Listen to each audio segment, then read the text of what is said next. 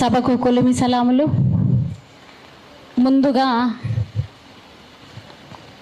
పృథ్వీరాజన్నకి, పాషం యాదగిరన్నకి, సూర్యకి, చెల్లె అస్మాకి వీళ్ళపైన మెసేజ్లు, భావజాలపు దాడులు జరుపుతున్న వాళ్ళను ఆ తీరును ఖండిస్తూ తెలంగాణ అంటే ఉగ్రవాదమా అనే అంశం మీద మాట్లాడుకుందాం. నేను కూట్లెరాయి గురించే మాట్లాడతా. ఏట్లెరాయి చాలా తర్వాత. ఇంకా మేమేడ ఉద్యమాలు చేస్తూ తెలంగాణ ఉద్యమంలో మేము జెన్జీలం. తెలంగాణ ఉద్యమంలో మేము ఉద్యమంలో పనిచేస్తే నీళ్ళు, నిధులు, నియామకాలు అని చెప్పిర్రు. అంటే మా పోరాటంలో తర్వాత మా పిల్లలకైనా ఉద్యోగాలు వస్తాయి, ఇంత అంత భూమి లేదు, భూమి వస్తుంది, ఇండ్లు వస్తాయి, తర్వాత ఆంధ్ర పాలకుల దోపిడి విరగడవుతుందని అనుకున్నాం. అట్లా మేము వచ్చినాం. ఇప్పటికీ 12 ఏళ్ళు అవుతున్నా, 13వ సంవత్సరం అవుతుంది రాష్ట్రాన్ని సాధించుకొని ఇంచు కూడా కదలలే. ఆ రోజు ఉన్నటువంటి అంశాలు అట్లాగే ఉండిపోయినాయి. ఇక మా పోరాటం మేము చేస్తాం. ఇప్పటి వరకు నాయన దేశముఖుల పాలన ఉందిరా, పటేళ్ల పాలన ఉందిరా, ఈ పాలన మీద మన్ను పోయ్యా, మాకు సామాజిక తెలంగాణ కావాలి, మా శాఖలో లేలాలి, మా మంగలో లేలాలి, ఒడ్ల కమ్మరోళ్ళం వేలాలి, సబ్బండ కులాలం మేము ఈ రాష్ట్రాన్ని ఏలుకోవాలిరా నాయన అంటే ఏదో బెడద ఉంటుంది కదా, దోమల బెడ, అదేంటి మిడతల బెడద, అట్లాంటి బెడద మా రాష్ట్రంలో పాడైంది. తెలంగాణ రాష్ట్రంలో కొంతమంది మీద అక్కలు, ఇద్దరు వాళ్ళ ఆర్గనైజేషన్లో ఉన్న అక్కల పేర్లు వాళ్ళు చెప్పుకున్నారు. వాళ్ళ మీద ట్రోల్సే జరిగినాయి. మాకు బెల్లిలు తక్క తునాతునకలు అయిపోయింది. మా మారోజు మీరన్న దేహం ఇక్కడ నెత్తుర్లో తడిచిపోయింది. మేము ఈ రోజుకు ట్రోల్లో మేము అవుతూనే ఉన్నాం. సజయక్క, సోగరక్క ఉద్యోగం వదులుకొని తెలంగాణ ఉద్యమం కోసం పనిచేసి పెళ్ళి, అందరూ జయశంకర్ సార్ మాత్రమే కాదు ఉద్యమంలో అట్లా కనబడ్డాడు. ఆడవాళ్ళల్లో ఇగో మనకు సోగరక్క కనపడుతుంది, తెలంగాణ బిడ్డ. జిల్లోజుల ఇక్కడ ఉన్న వాళ్ళందరూ పేరున తమ్ముళ్ళు, అన్నలు అందరూ. ఇగో ఈ పెద్ద ఆయన నాకు అన్న 72 సంవత్సరాలు పైచిలుకున్నాడు. ఇంకా ఆ రోజు నేను అప్పటి ఉద్యమంలో 58 ఉద్యమం నుంచి ఇప్పటిదాకా నేను ఉద్యమంలో పాల్గొంటున్నా. అన్నం తినలేదు, పొద్దున ఎంతో బుక్కడంత నాష్ట చేసి వచ్చి ఇక్కడ కూర్చున్నాడు. ఇంకా అన్నం తినలేదు. అయినా ఎందుకు కూర్చుండంటే తెలంగాణ అస్తిత్వం, ఆత్మగౌరవం. ఎట్లాంటి అస్తిత్వం, ఆత్మగౌరవం అని చెప్తుండంటే ఇగో 12 కులాలు గురించి మాట్లాడిండు. ఈ 12 కులాలు రాజ్యంలోకి రావాలి. పటేళ్ళు దేశముఖుల పాలనలో ఎంతమంది 9 నెలల చిన్నారి శ్రీహిత, చైత్ర, తర్వాత మానస, 20 మంది ఆడపిల్లలు ఇక్కడ చచ్చిపోతే ఇక్కడ న్యాయం జరగలేదు. వీళ్ళను జైల్లో పెట్టలేదు, నిందితులను. ఈ పసి గుడ్ల పైన అత్యాచారం. ఇగో కుమ్మరిగట్టులో కూడా వీళ్ళకు, ఈ నిందితులకు శిక్షలు పడలేదు. వీళ్ళు ఎన్కౌంటర్లు కాలేదు. మా కోసం చట్టాలు పుట్టలే. ఎందుకంటే మేమంతా బహుజనులం, బీసీలం, ఎస్సీలం, ఎస్టీలం, ఆదివాసీలం కనుక మా కోసం చట్టాలు. ఇంకా మేము రిప్రజెంటేషన్స్ ఇస్తున్నాం, మహిళా కమిషన్లను కలుస్తున్నాం. కానీ మరి మేమెందుకు కనపడతలేమంటే మా కాడ పతార లేదు, మా మీడియా మాది కాకుండా పోయినటువంటి సందర్భం. ఇక్కడ మా మగవాళ్ళకే దిక్కు లేదు. మా మగవాళ్ళకే ఇక ఉద్యమాలు చేస్తున్న వాళ్ళకి ఇగో పెద్ద ఆయన, నేను ఎప్పటి నుంచో 20 ఏళ్ళ నుంచి చూస్తున్నాయి పెద్ద మనుషులని ఉద్యమాలల్లో. మా నరసింహాచారన్న, ఓం విశ్వకర్మ ఛానల్, మాకు కడప లోపల తిండి ఉందో లేదో, ఎండుతున్నామో ఎట్లా ఉన్నామో, కానీ రాష్ట్రం కోసం మేము నిరంతరం ఎక్కడ ఏం జరుగుతున్నా మేము వస్తున్నాం. ఇవాళ పవన్ కళ్యాణ్, రేవంత్ రెడ్డి, కల్వకుంట్ల కవిత వేర్వేరు కాదు. వీళ్ళందరూ సామాజిక దోపిడీ చేసి ఓటు నేటు కేసులలో, లిక్కర్ మద్యం పాలసీ కేసులలో, రకరకాల వాట్లలో వీళ్ళు నిందితులు. అందుకే వీళ్ళు బీజేపీతో పనిచేస్తున్నారు. వీళ్ళు బీజేపీ డిఎన్ఏలు బీజేపీ తానుముక్కలు ఇవి. అందుకే ఇవాళ మన రాష్ట్రాన్ని విధ్వంసం చేసే పనిలో ఉన్నారు. ఇక ప్రత్యామ్నాయంగా నిరంతరం బాలసుబ్రహ్మణ్యం విగ్రహం పైననైనా, రోషయ్య విగ్రహం పైననైనా మేము మాట్లాడుతున్నాం. రవీంద్ర భారతిలో బాలసుబ్రహ్మణ్యం విగ్రహం ఎందుకు? రవీంద్ర భారతిలో బాలసుబ్రహ్మణ్యం విగ్రహం ఎందుకు అని మేము ఒక విషయం తెలిసి అన్న పృథ్వీరాజ్ అన్న మందలిచ్చడానికి పోతే శుభలోక సుధాకర్తో మాట్లాడి మా తెలంగాణ ప్రజల మనోభావాలు దెబ్బతింటే మాకు ఈ విగ్రహం వద్దు అని చెప్పిండు. మంచిగా సామధానంగా చెప్పొచ్చిండు. చెప్తే వినలేదు. ఆ విగ్రహం ఆవిష్కరించే తీరిండ్రు. ఇక తర్వాత అక్కడ ఎవరిది పెట్టాలి ఆ విగ్రహం? చిందెల్లమ్మది పెట్టాలి. చిందెల్లమ్మ కళలు, యక్షగానం, ఆమె ఏ మగవాడికి తక్కువ కాకుండా గంధర్వ వేషం కట్టి ఆమె నటన, ఆమె ఆహార్యం, ఆమె తెలంగాణ ప్రతీకను ఉట్టి పడేలా చూపించినటువంటి ఆ మహాతల్లి విగ్రహం కదా అక్కడ పెట్టవలసింది. జానపద కళల కంటే గొప్పదా బాలసుబ్రహ్మణ్యం విగ్రహం? అప్పుడు ఎవరు కదలవలసిన ఆవశ్యకత వాళ్ళకి లేదు. ఎందుకంటే ఇగో కోరి కొట్లాడి తీసుకొచ్చి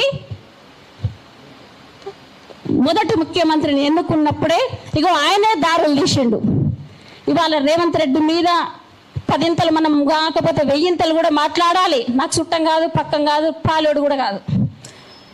ఇక కేసీఆరే దీనికి ఆద్యం. ఎందుకంటే సమైక్యవాదులైనటువంటి సబితా ఇంద్రారెడ్డిని, తలసాని శ్రీనివాస్ యాదవ్ను, ఎర్రవల్లి దయాకర్ లాంటి వాళ్ళను, వీళ్ళందరినీ తుమ్మలను చాలామందిని అట్లా పిలుచుకొని తన క్యాబినెట్లో పెట్టుకున్నాడు. ఆ రోజు నుంచి మొదలైంది. మనం ప్రజలమేమో అక్కడ ఇక్కడ ఉద్యమాలే చేస్తున్నాం, కానీ నాయకులు బాగానే కలిసిండ్రు. అక్కడైనా ఇక్కడైనా. రాష్ట్రం వచ్చిన కొద్ది రోజులకే రోజా ఇంట్లో పోయి చేపల పులుసు కూర తిన్నాడు కవితతోటి కలిసి. కవిత మొన్న పవన్ కళ్యాణ్ అంటుంది పండ్లు రాలగొడతా అంటుంది. మరి రోజా ఇంట్లో నువ్వు రొయ్యలు పుష్టిగా పొట్టవలిగేటట్టు తిని వచ్చినావు కదా, నీ పండ్లు వలగొట్టాలన్నా పలగొట్టద్దా, పండ్లు ఇరగొట్టాలన్నా మాడబొచ్చు రాలగొట్టాలన్నా అనేది. ఇట్లా ప్రజలకు ఆవేశం వస్తున్నటువంటి సందర్భం. ఇక ఇది కాకుండా తీసుకొచ్చి ఎన్టీఆర్ విగ్రహం పెట్టిర్రు. ఎన్టీఆర్ విగ్రహం ఎందుకు? ఎన్టీఆర్ విగ్రహం మాకేం అవసరం? ఎన్టీఆర్ విగ్రహం అసలు విగ్రహాల పెడితే గిడితే మా మారోజు వీరన్న విగ్రహం పెట్టాలి కదా, బహుజన రాజ్యం కాంక్షించిండు కనుక. పెడితే గిడితే జయశంకర్ సార్ది పెట్టాలి కదా, గద్దరన్నది పెట్టాలి కదా, సంఘం లక్ష్మీబాయిది పెట్టాలి, సదాలక్ష్మమ్మది పెట్టాలి, ముచ్చర్ల సత్యనారాయణది పెట్టాలి కదా. ఇవి కదా పెట్టవలసింది. అనేకం అసలు విగ్రహాలు ఈ ప్రభుత్వాలే మనవి కావు. ఈ ప్రభుత్వాలు ఏవి మన ప్రభుత్వాలు కావు.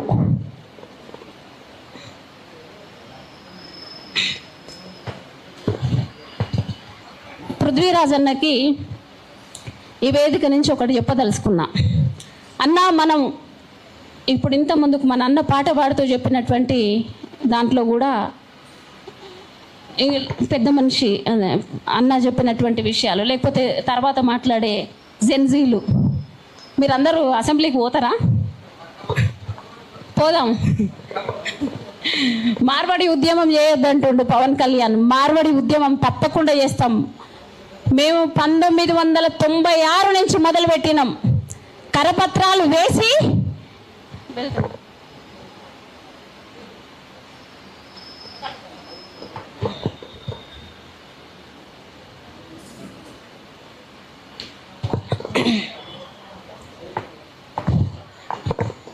విశ్వకర్మ కమ్యూనిటీలో మొట్టమొదలు దాడి, మార్వడలే దాడి ఎవరి మీద మొదలైంది అంటే విశ్వకర్మల మీద మొదలైంది.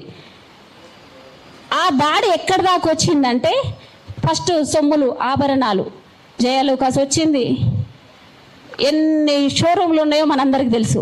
దాని తర్వాత ఐక్యా ఫర్నిచర్ వచ్చింది. ఐక్యా ఫర్నిచర్లో కేటీఆర్ భార్యకు వాటా ఉంటుంది, మీరు చూడండి. అంటే గ్రానైట్ అవన్నీ తీసుకొచ్చి వీళ్ళంతా ఒక్కొక్కటి సూదులు కూడా వీళ్ళే అమ్ముతుండ్రు. దేశవ్యాప్తంగా ఉన్న రాజకీయ పార్టీలలో ఆదాని, అంబానీ, మిట్టల్, జిందాల్ వీళ్ళంతా ఉన్నారు. తెలంగాణలో మనోళ్ళు ఆకలి పేదరికంతో చచ్చిపోతున్నారు. ఒక్క ఉదాహరణ చెప్పి నేను ముగిస్తాను. ఇగో ఈ తెలంగాణ ముఖ చిత్రం ఒకటే ముచ్చట చెప్తే సరిపోతుంది. మొన్న కంచర్ల భద్రు అన్న వాళ్ళ అమ్మ చచ్చిపోతే మేము వెళ్ళి ఆడ ఉండే అంతసేపు ఉండి మేము పక్కకు ఒక ఊరికి పక్కకు వచ్చిన తర్వాత బాగా ధూపు అవుతుంది. ఎంతకు ఇది ఎండాకాలం కదా, తడి ఆరతలేదు. తెచ్చుకున్న నీళ్ళు వేడెక్కిపోయినాయి. అమ్మకు నేను నీళ్ళు అని అడిగినాం. ఫస్ట్ ఒక పాప వచ్చింది, మంచినీళ్ళు ఇచ్చింది, కొద్దిగా బాగానే ఉంది. అలా తల్లి మూడు అతుకుల చీరతోటి బయటికి వచ్చింది. నేను వేగాదిగా చూస్తున్నా, అదేమైనా అతకా లేకపోతే చీరనే 3 రంగులట్లో ఉందా అని చూసిన. కాదు, అది 3 అతుకుల చీర. మళ్ళీ ఒక చీర సగం గాలి ఎనుగుకుంది. ఏంది ఎవరన్నా గాలబడ్డరా, ఎందుకు ఆ చీర తగలబెట్టిరంటే చీర తగలబెట్టినామన్నది. కంట్రోల్ చీరలు అవి. కంట్రోల్ చీరలు అంటే తెలుసు, గవర్నమెంట్ ఇచ్చిన చీరలు. ఆ చీరలు అక్కడ తగలబెట్టి ఎనుక్కేసారు. ఎందుకమ్మా అట్లా? మరి నువ్వు 3 అతుకుల చీర కట్టుకునే బదులు మరి ఆ చీర నన్న కట్టుకోవాలంటే ఆ చీర పాడైపోను. సాయుధ రైతాంగ పోరాటం నుంచి మేమందరికి బువ్వ పెట్టి ఉన్నాం. మీరందరూ ఎవరన్నా పార్లమెంట్లలోనో అసెంబ్లీలనో కనబడతారేమంటే కనబడతలేము. కానీ ఇవాళ అమ్మల పేర్లతోటి కూడా మళ్ళీ పార్టీలు వస్తున్నాయి. మీరంతా ఏం చేస్తున్నారు? ఐలమ్మ స్ఫూర్తేది ఇవన్నీ. మరి ఆమె కూడా ఒకప్పుడు ఉద్యమం చేసి ఉన్నటువంటి మహిళ. ఏ ఉద్యమమో తెలుసు మనందరికీ. ఇక మనువాద ఒకసారి నక్సలైట్లతో కలుస్తున్నామని చెప్తుంది కవిత. మళ్ళీ ఒకసారి నక్సలైట్లతో కలుస్తున్నాం, మేధావులతోటి కలుస్తున్నాం, లంబాడి సోదరులతోటి కలుస్తున్నాం, బీసీ సోదరులట ఆమె ఎత్తిన పెట్టుకురట అని ఇట్లా సకల ముచ్చట్లు చెప్తూ మళ్ళీ మనవాదన అంటుంది, మళ్ళీ నక్సలైట్లతో కలుస్తున్నాం అంటుంది. అట్లా ఉంది. న్యూ డెమోక్రసీలు కూడా మన పోయి ఆడ ఆమెతో కలిసిర్రు, మనం చూసినాం. న్యూ డెమోక్రసీలల్లో కార్యకర్తలు కాకపోయింది, 40-50 ఎకరాల భూములున్నా వాళ్ళు పోయిర్రు. ఇక ఒక్కొక్కటి మేము కూడా ఒలవదలుచుకున్నాం. పృథ్వీరాజ్ అన్న నేను ఒక్కటి అడుగుతున్నా, పార్టీగా మారాలని కోరుకుంటున్నా. పార్టీగా మారితే తప్ప ప్రత్యామ్నాయం ఉత్తుత్తగా మాట్లాడి మనకు సరిపోదు. ఇప్పటి వరకు ఉన్నటువంటి ప్రజా సంఘాలైనా, ప్రజా వేదికలైనా, విప్లవ సంస్థలైనా ఏమైనా సరే మన జనం మనమెంతో మనకంత వాట పంచుకునేటట్టుగా మన ఓట్లు మనవే వేసుకుంటా, మన సీట్లు మనవే అనుకుంటా. 33 హిందూ కోడ్ బిల్లు కాదురా నాయన, 50% మహిళా రిజర్వేషన్ ఉండాలని చెప్తూ మనం ఉద్యమం చేయాల్సినటువంటి విషయము చాలా మన ముందు ఉంది. ఎంత మాట్లాడినా సరిపోదు. ఈ ఆంధ్ర వాళ్ళ బిడద ఇయ్యాలది కాదు, 1200 మంది బిడ్డలు చచ్చిపోయారు. మళ్ళీ మొదటి నుంచి మొదలుకుంటే 1000 మంది చచ్చిపోయారు.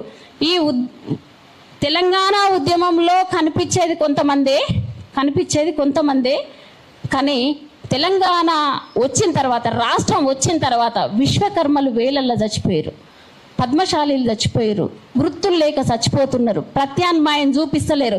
మా విశ్వకర్మ సోదరులకు ఒక 20 ఎకరాల భూమి ఇచ్చి మాకు అక్కడ డెవలప్మెంట్స్ ఇవ్వాలి కదా. అక్కడ రాష్ట్రం ఎక్కడ, తెలంగాణలోనైనా ఆంధ్రాలోనైనా అక్కడ కూడా లేదు.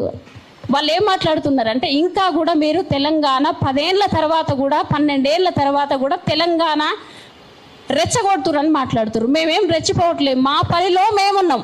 ఎట్లాంటి పనిలో? ఇక్కడ కోల్పోయిన భూముల మీద మేము కోల్పోతున్నటువంటి ప్రైవేటు విద్య కాదు, సర్కార్ బడులు, సర్కార్ వైద్యము, ఇవన్నీ మేము ఇంప్లిమెంటేషన్ చేసుకొని మా రాజ్యం మేము ఏలుకుందాం అన్న పనిలో మేముంటే వీళ్ళంతా మాకు బర్రెజనగ లెక్క పట్టిర్రు. దొర పీకుడేంద్రు అని పాడినటువంటి మన అన్నలు గూడంజన లాంటి ఆదర్శాలను మేము ముందుకు తీసుకొని రావడానికి మేము సిద్ధంగానే ఉన్నాం. ముచ్చింతల భూములు కూడా మాకు సమతామూర్తి మీద ఏ విద్వేషం లేదు. 200 ఎకరాలు భూమిలో మా పార్టీలు వచ్చినాక భూమిలో మా పేదోళ్ళకు భూములు కావాలి, మాకు ఇండ్లు కావాలి. ఇవాళ దుర్గం చెరువు దగ్గర 230 కోట్లకి ఎకరం ప్రపంచ స్థాయి రికార్డు దాటిపోయింది. ఎక్కడ నన్నుందా? ఏంది భూములకు రేట్లు ఇట్లా? మా బెల్లిలతో ఒక మాట అంటది, ఓటు వేయమని వస్తాడు, కడుపులో తలకాయ పెడతాడు, ఓటు వేయించుకుంటాడు, పోయిన గద్దెని ఎక్కినాక వాడు సప్పుడు చేయడు. అప్పుడే ఓటు అడగడానికి వచ్చినప్పుడే నీకు కారు ఎక్కడిది, బంజరాయిల్స్లో ఇల్లు ఎక్కడిది, శంకర్పల్లిలో ఫామ్ హౌస్ ఎక్కడిది, ఎర్రవెల్లిలో ఫామ్ హౌస్ ఎక్కడిది, నీకు 100 కోట్లు ఎక్కడివి అని మమ్మల్ని బెల్లిలు తక్కి అడగమన్నది. నీ ముత్యాల పేరేంది, నీ రవ్వల గాజులేంది, వేషం కట్టుకొని రావట్లే. మేము ప్రజల మధ్యలకు ప్రాణం పెట్టేస్తున్నాం. మేము ఇంటికి పోయేదాకా కూడా మా ప్రాణాల మీద మాకు నమ్మకాలు లేవు. ఒక్కొక్కటి పెట్టేటువంటి మెసేజ్లు దారుణంగా ఉంటాయి. ఆంధ్ర వాళ్ళ ఉనికి, ఆంధ్ర వాళ్ళ సంస్థల నుంచి కూడా కాపాడుకుంటున్నారు వాళ్ళు. కానీ మా మహిళలు, తెలంగాణ మహిళలు ఎంత చెప్పినా గోస ఒడిచేటటువంటి పరిస్థితులు లేవు. అందుకే మా తెలంగాణ తల్లులను కూడా కాపాడుకోవాల్సినటువంటి బాధ్యత మా అన్నల మీద. మా శ్యామ్ అయితే నిరంతరం మాట్లాడుతుంటే, ఆయన తల్లిని అయితే ఆ మాటలు మాట్లాడుతుంటే చాలా వేదనాభరితంగా ఉంటుంది. తర్వాత ఒక్కొక్కరి అస్మా అయితే పాపం ఎంత ట్రోలింగ్కు గురవుతుందో ఈ మధ్య చెల్లె. ఇట్లా మేము కనిపించే ఈ నలుగురం కాదు, చాలామంది తల్లుల మీద బూతు భాషలు మాట్లాడుతున్నారు, బూతులు రాస్తున్నారు. మీకు ఇది మర్యాద కాదు. చంద్రబాబు నాయుడికి కూడా తల్లే ఉంటుంది, పవన్ కళ్యాణ్కి కూడా అక్క చెల్లెళ్ళు ఉన్నారు. 3 భార్యలను చేసుకొని ఉంటే చేసుకోవచ్చు. మరి మన ధర్మంలో అయితే ఒక్క భార్య అంటారు కదా, మన ధర్మంలో ఒక్క భార్య. రాజ్యాంగం ప్రకారం విడాకులు ఇచ్చి 2 వాడతాడు. ఒక ఒరల 2 కత్తులు ఇవ్వడవు కదా. కానీ ఇట్లాంటి రంగులు పులుముకున్న వాళ్ళకి ఇవన్నీ సాధ్యం. ఖబర్దార్, మమ్మల్ని తెలంగాణ ప్రజల్ని ఖబర్దార్ బిడ్డలారు అంటున్నాం. మీకు ఖబర్దార్ అని మేము చెప్తున్నాం. ప్రజలకు, అక్కడున్న ప్రజలకు, ఇక్కడున్న ప్రజలకు మేమేమి హాని చేయం. మా కాళ్ళు ఏమి హాని చేయరు. అక్కడున్న చాకలి మంగళ్ళు కూడా, బోడ రామచంద్ర యాదవ్ కూడా అక్కడ ఉద్యమం చేస్తున్నాడు. ఆడ కూడా ఆంధ్రప్రదేశ్లో కూడా చంద్రబాబు నాయుడు, జగన్ కాదు ఎమ్మెల్యేలు, ఎంపీలు, ముఖ్యమంత్రులు అయ్యేది. అక్కడ ఒక బీసీ బిడ్డ కావాలి. అది మీతో షేర్ చేసుకుంటాం. మేము కూడా క్రాంతి దళను కూడా తీసుకొచ్చి ఆంధ్రప్రదేశ్లో ఏర్పాటు చేస్తాం. అక్క థ్యాంక్ యూ.